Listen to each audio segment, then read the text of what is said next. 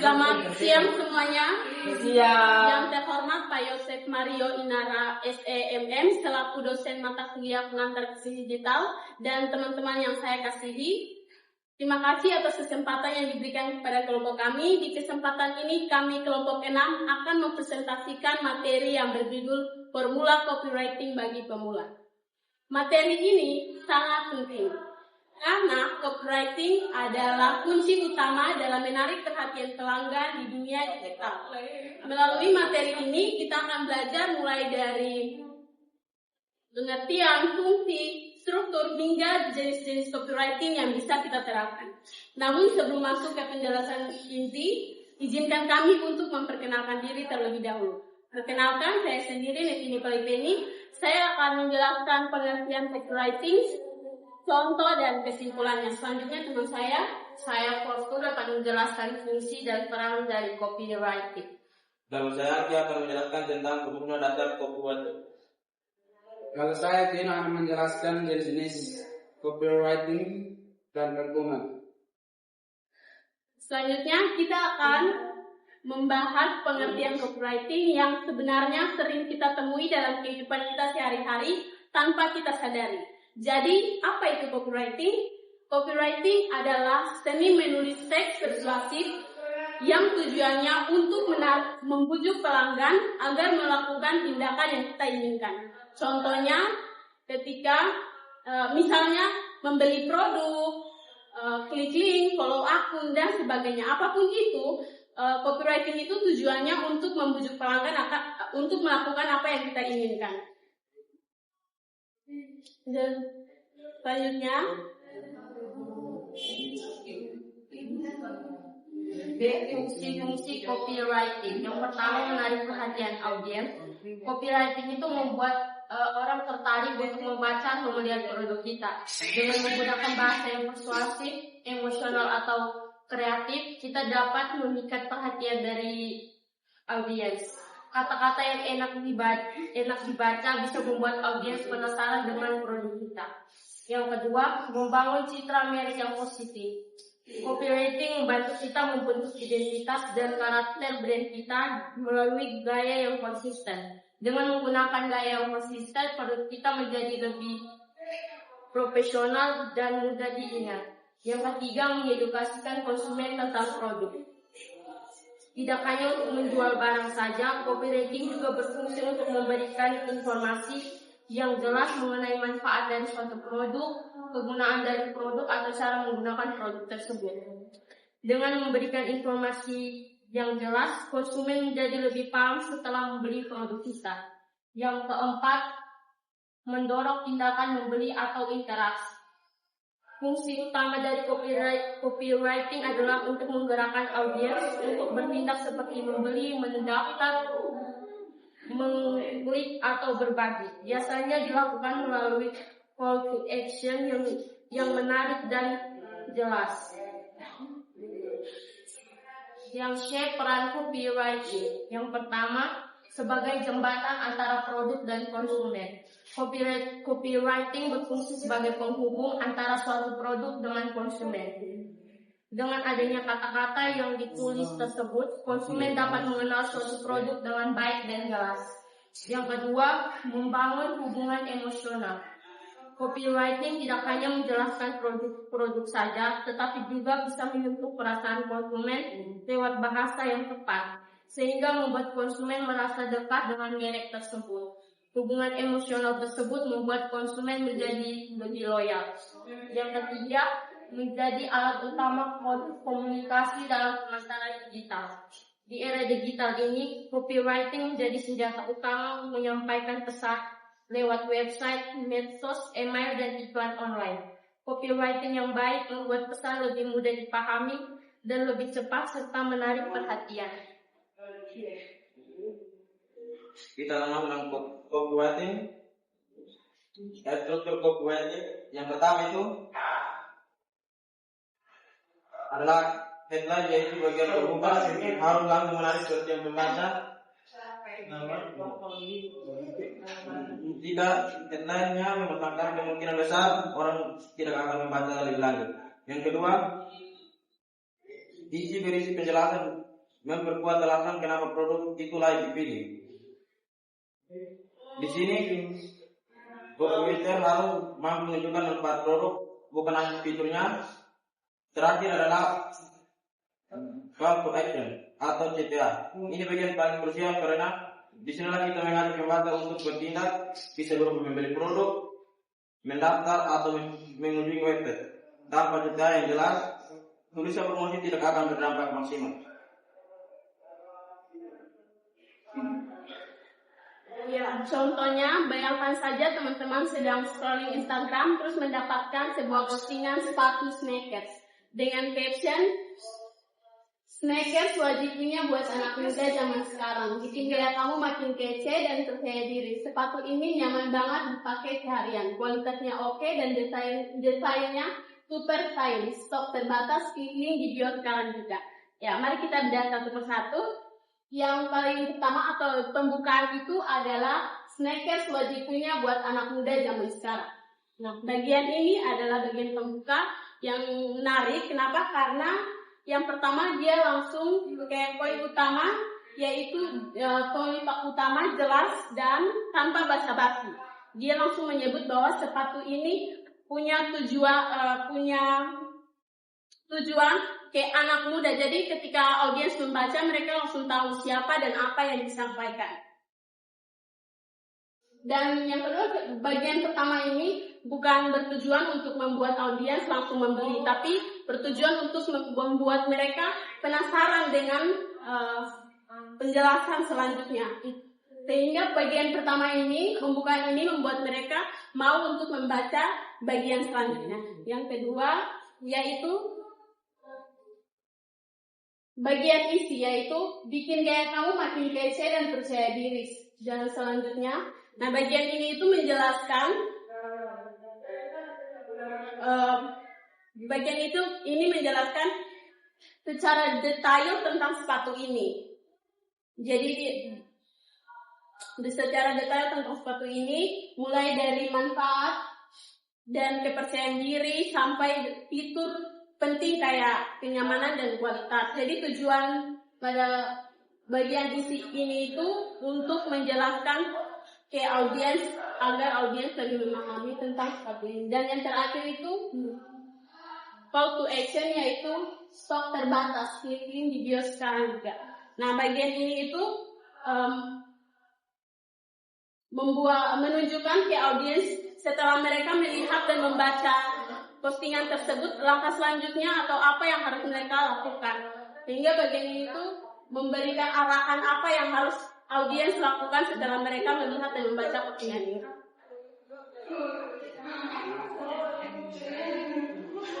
Yang berikut jenis copywriting. Yang pertama, direct responsive copywriting, yaitu fokus pada cepat, misalnya asalkan membeli di iklan berbayar.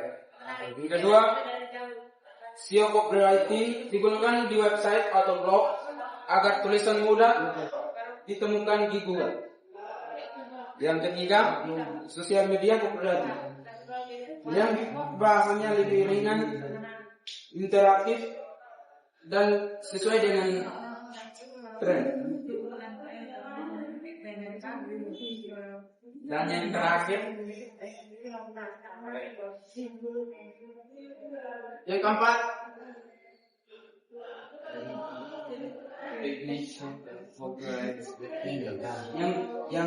yang keempat, untuk produk teknologi biasanya digunakan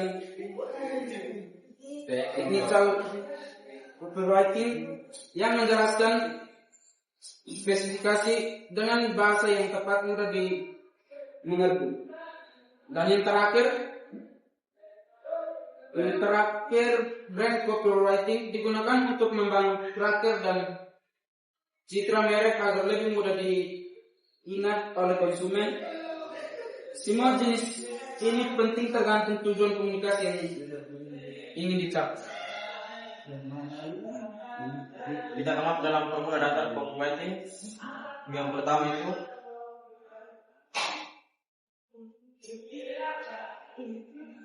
dalam praktiknya copywriter sering menggunakan rumus atau formula penelitian. Dua yang paling populer adalah AIDA dan PAS. AIDA dimulai dengan menarik attention atau perhatian, kemudian membangkitkan insight atau minat, tindakan desire atau keinginan, dan terakhir mendorong action atau tindakan.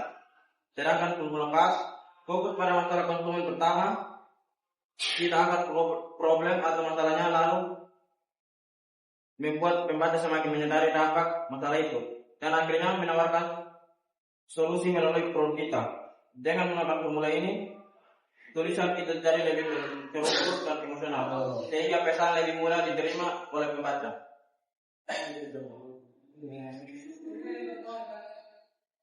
Yang berikut rangkuman. Secara keseluruhan, copywriting adalah seni mempengaruhi oleh orang melalui kata-kata. Ia berfungsi untuk membangun citra merek, menjelaskan manfaat produk, dan yang paling penting, mendorong tindakan dari pembaca. Kita sudah belajar bagaimana struktur tulisan promosi terdiri dari headline, body copy, dan call to action. Juga ada berbagai jenis copywriting yang bisa disesuaikan dengan kebutuhan bisnis.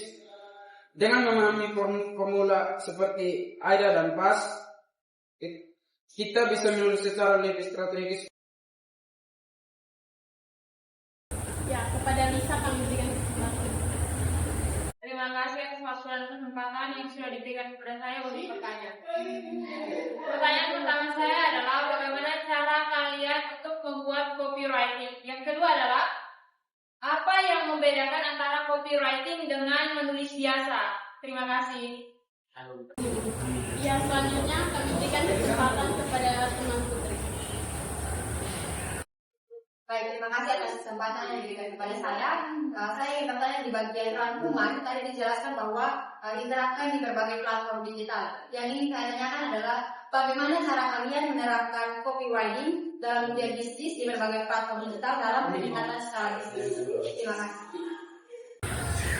Baik, untuk pertanyaan ketiga kami berikan kesempatan kepada teman Ara. Baik, terima kasih atas kesempatan yang diberikan kepada saya. Saya akan bertanya tentang bagian formula dasar copywriting itu yang bagian 4. Nah, itu pas itu kan problem, agitate, sama solution. Jadi itu coba jelaskan apa arti dari problem, agitate, sama solution, dan berikan contoh. Ya, saya akan menjawab pertanyaan dari Lisa yang pertama, yaitu cara membuat copywriting. Seperti yang tadi sudah dijelaskan bahwa tujuan dari copywriting itu untuk mempengaruhi pembaca agar mereka melakukan tindakan tertentu yang kita inginkan, seperti membeli produk dan sebagainya. Oleh karena itu, langkah pertama untuk membuat copywriting adalah kita pahami dulu target audiens kita. Setelah kita memahami target audiens kita dapat membuat copywriting itu sesuai dengan keinginan mereka. Kita cari tahu dulu apa yang mereka butuhkan, masalah apa yang ada pada mereka. Seperti tadi sepatu, ketika mereka menggunakan sepatu itu, mereka dapat merasakan kenyamanan atau apapun itu. Dan kemudian kita menggunakan AIDA atau PAS yang tadi sudah dijelaskan agar kita dapat menyusun copywriting itu dengan baik. Bagaimana, PAS? Baik, saya akan menjawab pertanyaan dari saudari Lisa. Perbedaan antara menulis biasa dan menulis copywriting adalah menulis biasa pada dasarnya bertujuan untuk menyampaikan informasi, cerita, atau gagasan kepada pembaca. Fokus utamanya adalah kejelasan isi, kelengkapan informasi, dan keindahan bahasa. Penulis tidak selalu menuntut adanya respon atau tidak dari pembaca. Contoh menulis biasa dapat ditemukan pada artikel informatif, laporan, esai, atau karya sastra, di mana pembaca cukup memahami dan menikmati isi tulisan tersebut.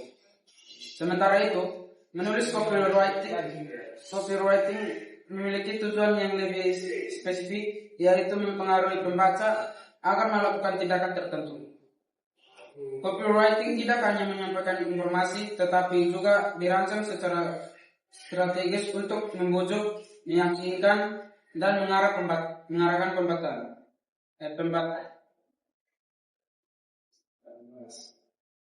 Oleh karena itu, copywriting sangat memperhatikan kebutuhan, masalah, dan emosi, serta menggunakan bahasa yang persuasif dan langsung.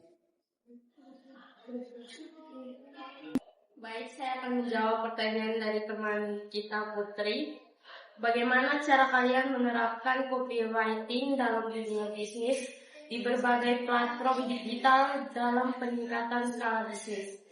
Cara menerapkan copywriting dalam dunia bisnis di berbagai platform digital dalam peningkatan skala bisnis adalah dengan menyesuaikan pesan pada setiap platform. Di media sosial, copywriting digunakan untuk menarik perhatian dengan kalimat singkat dan emosional agar meningkatkan interaksi. Pada website dan marketplace, copywriting berfokus pada penjelasan manfaat produk untuk meyakinkan konsumen dan meningkatkan penjualan. Sementara itu, pada email, marketing, dan iklan digital, copywriting dibuat lebih personal untuk membangun hubungan dan mendorong pembelian berulang-ulang.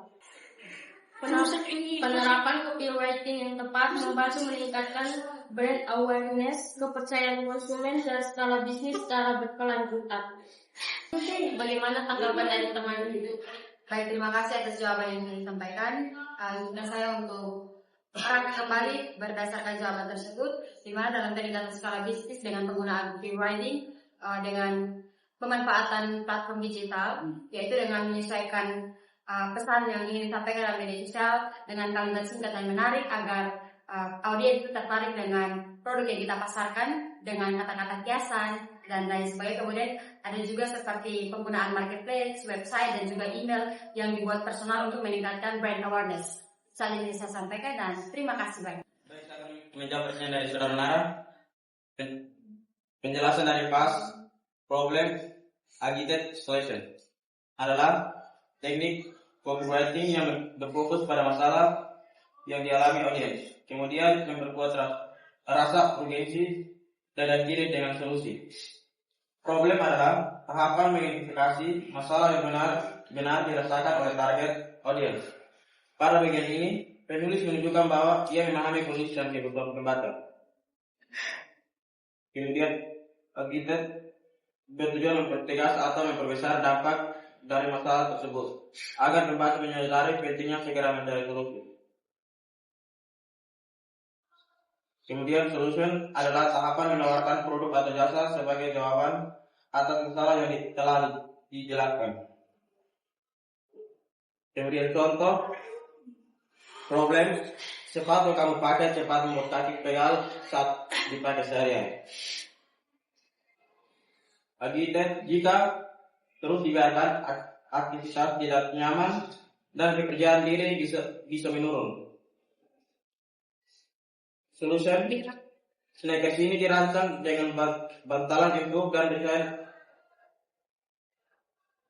desain ergonomis sehingga kaki tetap nyaman dan gaya sepanjang hari.